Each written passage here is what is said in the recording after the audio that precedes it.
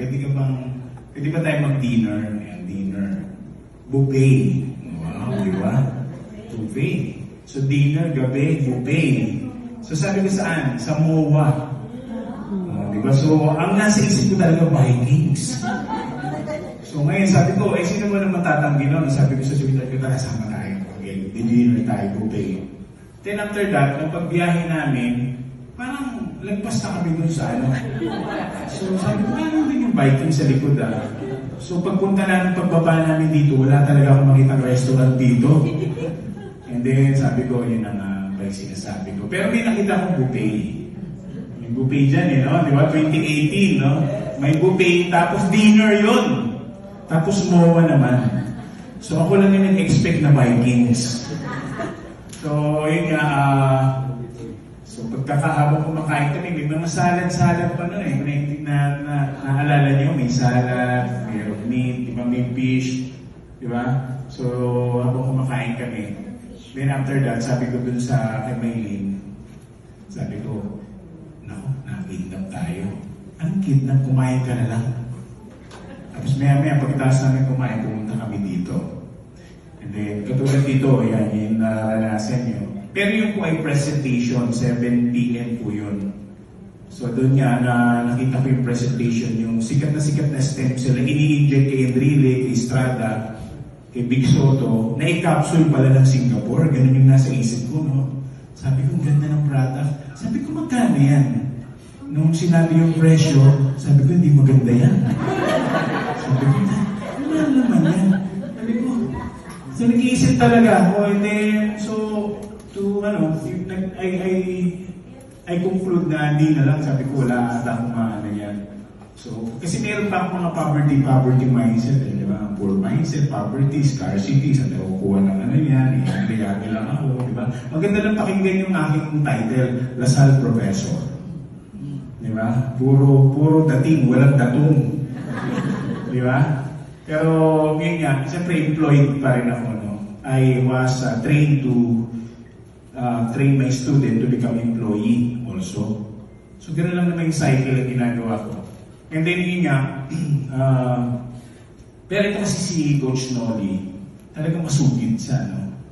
So, sir, kain lang tayo doon. Bago kayo mag-date ni Maylene, doon na lang kayo kumain, di ba?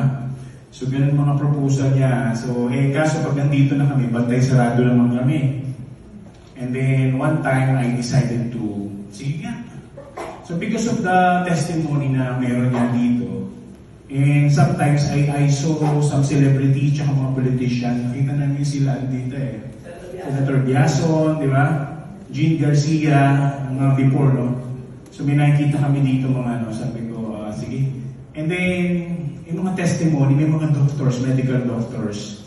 Then sabi ko, sige nga, try nga natin. So, tinry namin. So, eto na ang nangyari. So, ladies and gentlemen, may nagsabi sa akin, no?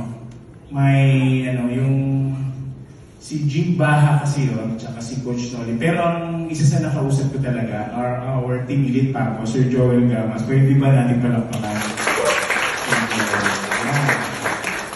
Nung nakausap ko siya, mayroon siya nag-author sa bibig niya. Sabi niya, Brando, 50 years old pataas ang market natin. So, hinanap namin yung mga 50 years old pataas. Ayan na.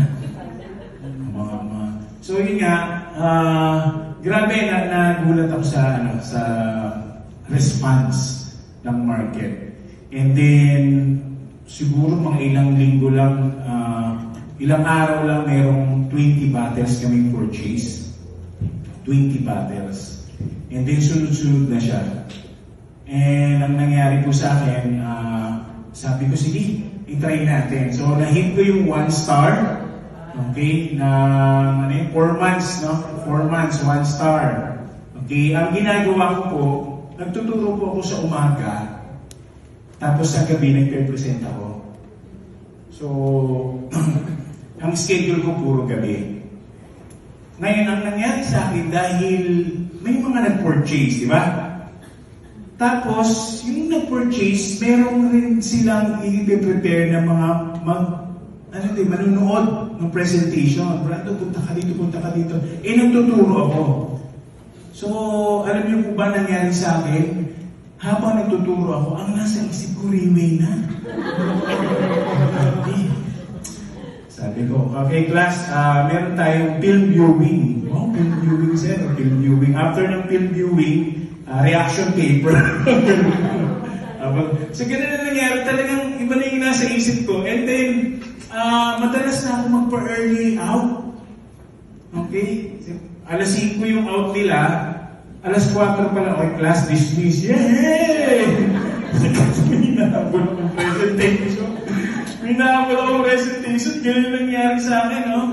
And then, yun nga, tapos ito pa, one time, sabi ko, class, ano lang, meron akong tatanong, sino sa inyo yung parents na, ano, may diabetic? sabi ng mga estudyante, ito si Dosya, naging doktor na ito. Di ba, ano to? Ako po ay dating bartender, alam mo yung bartender, nag-mix ko ako ng mga alak.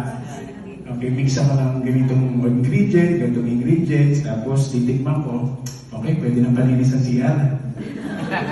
Hindi, masarap po yun. So, mga naging kliyente ko, si Pablo Lacson, si Joseph Estrada, mga big time, no? Mga artista.